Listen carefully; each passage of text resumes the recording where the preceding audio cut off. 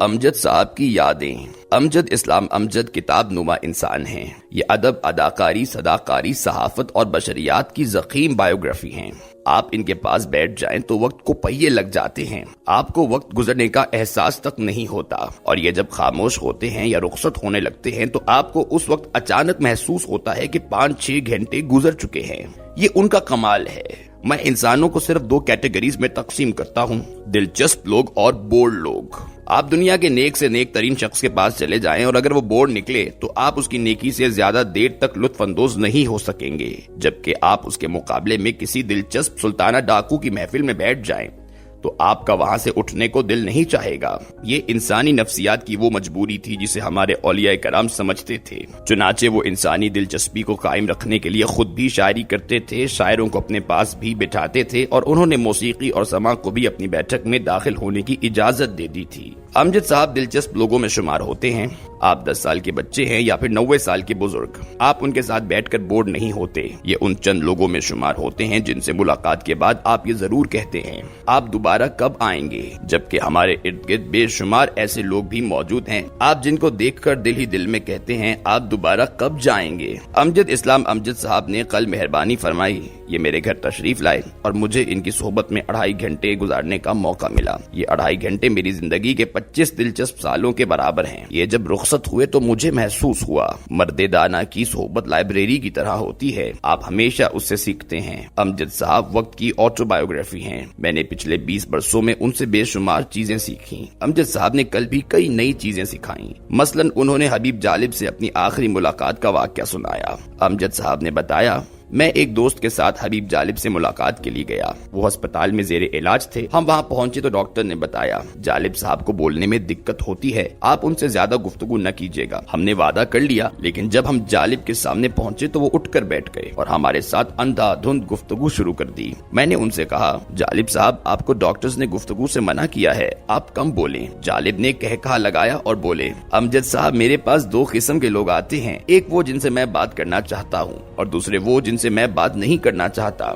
میرے پاس جب میری مرضی کے لوگ آتے ہیں تو میں اٹھ کر بیٹھ جاتا ہوں، اور اگر مجھے لوگ پسند نہ آئے تو میں آنکھیں بند کر کے بے ہوش ہو جاتا ہوں، اور وہ شخص جب تک یہاں موجود رہتا ہے میں بے ہوش رہتا ہوں۔ جالب صاحب نے اس کے بعد بتایا، میرے پاس کل اجمل خٹک آئے تھے، میں ان کی موجودگی میں 1 گھنٹہ بے ہوش رہا۔ وہ جو ہی کمرے سے نکلے میں آنکھیں کھول کر بیٹھ گیا۔ امجد صاحب کے بقول میں نے ان سے کہا، جالب صاحب اجمل خٹک ہمارے پرانے دوست ہیں، ہم نے ان کے ساتھ مل کر ماریں کھائی ہیں، آپ کو ان کے ساتھ یہ سلوک نہیں کرنا چاہیے تھا۔ حبیب جالب نے کہا لگایا اور بولے، امجد بھائی مجھے ANP کی ایک بات سمجھ نہیں آتی، یہ قائد اعظم کو نہیں مانتے لیکن میاں نواز شریف کو مان لیتے ہیں، کیوں؟ امجد صاحب نے میڈم نور جہان کی زندگی کے بے شمار واقعات بھی سنائے۔ ان کا کہنا تھا، نور جہان جن لوگوں کو پسند کرتی تھیں وہ ان کے نام کے ساتھ جی ضرور لگاتی تھیں۔ وہ ایک دن مجھ سے کہنے لگی، امجد جی میں نے زندگی میں بے شمار لوگوں کے لاکھوں روپے کھائے، لیکن میں نے جس کو پسند کیا میں اسے پوری زندگی کھلاتی رہی، میں نے اس کا 1 روپیہ خرچ نہیں ہونے دیا۔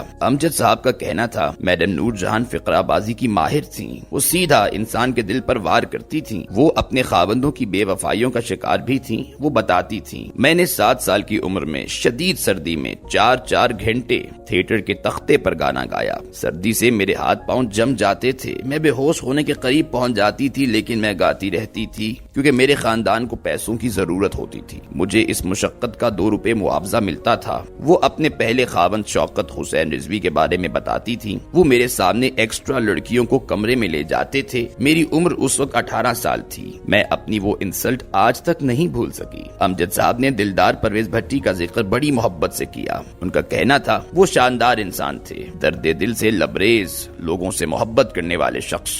انہوں نے بتایا، ہمارے ایک ڈپٹی کمشنر دوست نے آبدہ پروین کا فنکشن کرایا، فنکشن کی کمپیئرنگ دلدار پرویز بھٹی کے ذمہ تھی، ان سے 20,000 روپے معاوضہ طے ہوا۔ بھٹی صاحب فنکشن سے پہلے ڈپٹی کمشنر کے پاس گئے، انہیں آبدہ پروین کے طائفے میں شامل ایک ساز زندہ دکھایا اور کہا، آپ اسے میرے معاوضے میں سے 10,000 روپے بطور انعام دے دیں۔ ڈپٹی کمشنر نے عرض کیا، جناب میں آپ کو پیسے دے دیتا ہوں، آپ اسے خود دے دیں۔ دلدار پرویز بھٹی مرحوم نے جواب دیا، میں نہیں دے سکتا، میں اس سے ناراض ہوں۔ ڈپٹی कमिश्नर ने वजह पूछी तो दिलदार परवेज भट्टी बोले, ये नशा करता है, ये सारे पैसे नशे में बर्बाद कर देता है, खानदान के हालात खराब हैं, मैं इस वजह से इसके साथ नाराज हूँ। डिप्टी कमिश्नर ने पूछा, आप फिर इसे पैसे क्यों दे रहे हैं? भट्टी साहब ने जवाब दिया, मैं जानता हूँ इसकी बहन की शादी है, ये मजबूर है, ये मुझसे पैसे नहीं मांगेगा, आप इसे अपनी तरफ से दे दें, इसके खानदान को रिलीफ मिल जाएगा। ये वाकया सुनाते वक्त अमजद साहब की आंखों में आंसू आ गए। ये सबीहा खानम और आबिद अली की साबिक अहलिया हमीरा के बारे में बताते हुए भी जज्बाती हो गए।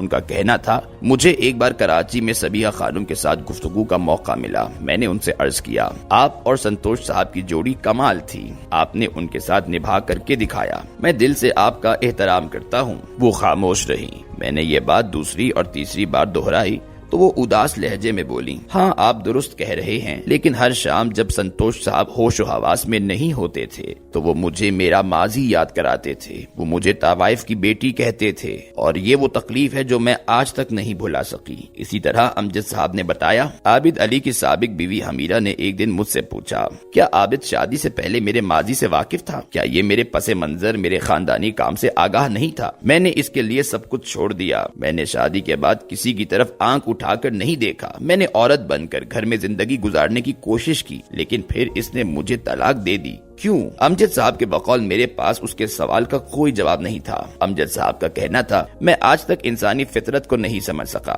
मैं हैरान हूँ, लोग औरतों का माजी जानते हुए भी उनके साथ शादी क्यों कर लेते हैं, और ये औरतें जब अपने आप को माजी से अलग कर लेती हैं, ये जब घरेलू खवातीन बनकर जिंदगी गुजारने लगती हैं, तो मर्द उनके माजी को क्यों जिंदा रखते हैं? ये बोले। मैं आज तक अपने सेल्फ मेड दोस्तों के रवैयों पर भी हैरान हूँ। ये गुर्बत के दौर को हंसकर गुजार गए। दुनिया की कोई तकलीफ इन्हें इनके मौकिफ से न हटा सकी, लेकिन जब जिंदगी के आखिरी हिस्से में अल्लाह ताला ने इन्हें सब कुछ दे दिया, ये खुशहाल जिंदगी गुजारने लगे, तो इन्होंने कॉम्प्रोमाइज कर लिया। क्यों? मैं हैरान हूँ। आप उस वक्त डटे रहे जब आपके पास कुछ नहीं था, और आप उस वक्त लेट गए जब आपके पास अल्लाह ताला का दिया सब कुछ था। क्यों?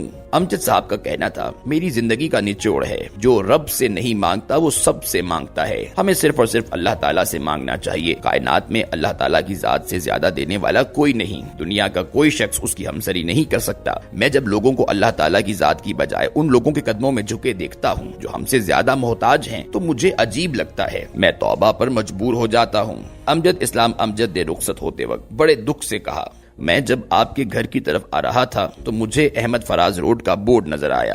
अहमद फराज बिलाशुबा अजीम इंसान और शानदार शायर थे। लोग दहाइयों तक उनका मुतबादिल तलाश करते रहेंगे। ये उससे बड़े सलूक के मुस्तहिक थे, लेकिन अफसोस का मुकाम है, इस्लामाबाद वफाकी दारुल हुकूमत है। इस वफाकी दारुल हुकूमत में अहमद फराज रोड मौजूद है, लेकिन अहमद नदीम कासमी से कोई सड़क मंसूब नहीं। क्या ये ज्यादती नहीं? अहमद नदीम कासमी अहमद फराज समेत हम सबके उस्ताद थे। वो ना होते तो शायद हम लोग भी ना होते। लिहाजा हुकूमत को फौरी तौर पर इस्लामाबाद की किसी मरकजी शाहरा को अहमद नदीम कासमी साहब के नाम मंसूब करना चाहिए। मैंने ये कॉलम 7 जून 2016 को तहरीर किया था। अमजद साहब 2 दिन कबल मेरे पास तशरीफ लाए थे। कॉलम के बाद CDA ने इस्लामाबाद की एक शाहरा को अहमद नदीम कासमी रोड बना दिया था। मुझे आज 6.5 बरस बाद भी याद है, मैं जब अमजद साहब को गाड़ी में बिठा रहा था तो उन्होंने कहा था, जावेद, जिंदगी वो होती है जो हम गुजार रहे होते हैं, जो गुजर गई या जो आएगी वो जिंदगी नहीं होती। उन्होंने ये भी कहा था, हम अगर अपनी मर्जी से जिंदगी गुजारें तो ये बहुत मुख्तसर होती है, लेकिन अगर ये दूसरों की मर्जी से गुजरे तो ये बहुत तवील और थका देने वाली होती है।